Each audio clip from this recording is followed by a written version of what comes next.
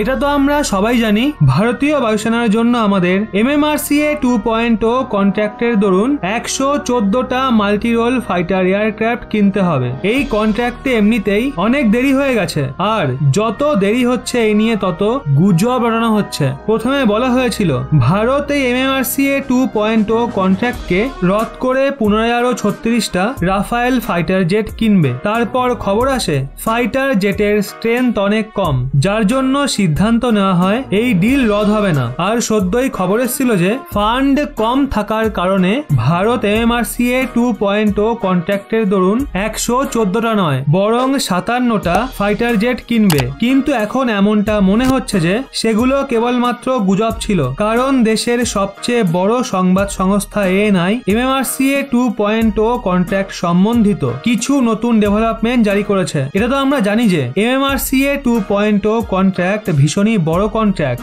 114টা fighter jet একসঙ্গে বিক্রি করা যে কোনো ফাইটার জেট ম্যানুফ্যাকচার করা কোম্পানির জন্য ড্রিম কন্ট্রাক্ট হয়। এই ডিল কম করে 20 থেকে 25 বিলিয়ন ডলারের হবে, যা যে কোনো কোম্পানির ধাঁচ পরিবর্তন করার জন্য যথেষ্ট। কোভিড-19 এর কারণে প্রথমেই অনেক কোম্পানির কাছে অর্ডার একদমই নেই। ব্যাস এই কারণেই ফাইটার জেট ম্যানুফ্যাকচার করা অনেক কোম্পানি ভারত সরকারকে একটার পর একটা নতুন অফার দিচ্ছে আর চেষ্টা করছে এখানে আপার হ্যান্ড ভারত সরকারের কাছে রয়েছে। এর জন্য ভারত সরকার এই কন্ট্রাক্ট সম্বন্ধিত কিছু কন্ডিশন রেখেছে, যা স্ট্যান্ডার্ডে শামিল ফাইটার জেট বিক্রি করা সমস্ত কোম্পানিকে পূরণ করতে হবে। রেফারেন্স হিসেবে আপনারা স্ক্রিনে আর্টিকেলটা দেখুন, যা অনুযায়ী ভারত সরকার এবং ইন্ডিয়ান এয়ারফোর্স সিদ্ধান্ত নিয়েছে যে 114টা ফাইটার জেটের মধ্যে থেকে 96টা fighter jet made in India তকমায় ভারতেই ম্যানুফ্যাকচার করা হবে। রিপোর্ট অনুযায়ী যেই ফাইটার জেটের কোম্পানিকে এই কন্ট্রাক্টের দরুন সিলেক্ট করা হবে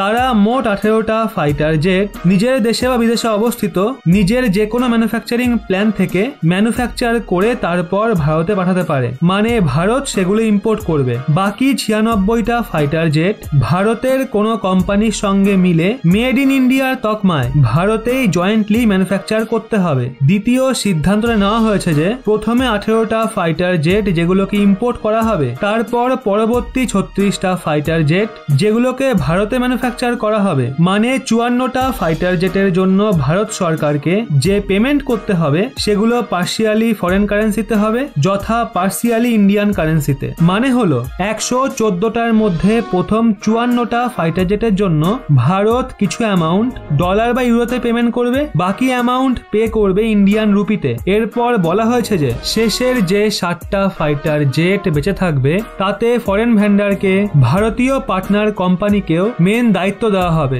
আর এমনটা নয় যে সীমা পূরণের জন্য ভারত যে কোনো কোম্পানির সঙ্গে টাই আপ করে নিয়েছে, না স্কেল শেয়ার করেছে আর না তো টেকনোলজি ট্রান্সফার করেছে।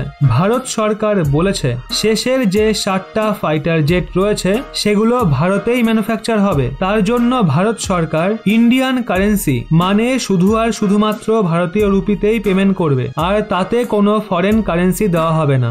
নিজেদের কারেন্সি ইন্ডিয়ান রুপিকে সাপোর্ট করা ভারত সরকারের একটা অনেক বড় সিদ্ধান্ত। ইন্ডিয়ান রুপির পজিশন এর ফলে স্ট্রং হবে। রিপোর্ট এটাও বেরিয়ে আসছে 114টা ফাইটার জেটের এই যে কন্ট্রাক্ট রয়েছে সেটা রাফায়েল ফাইটার জেট বানানো কোম্পানি ড্যাসল্ট এভিয়েশনই পাবে। আপনাদের কি মনে হয় ভারতের কোন ফাইটার জেট কেনা উচিত? Rafael fighter jet, America Lockheed মার্টিনের F-21 নাকি অন্য কিছু? নিচে কমেন্ট করে আপনার মতামত অবশ্যই জানান।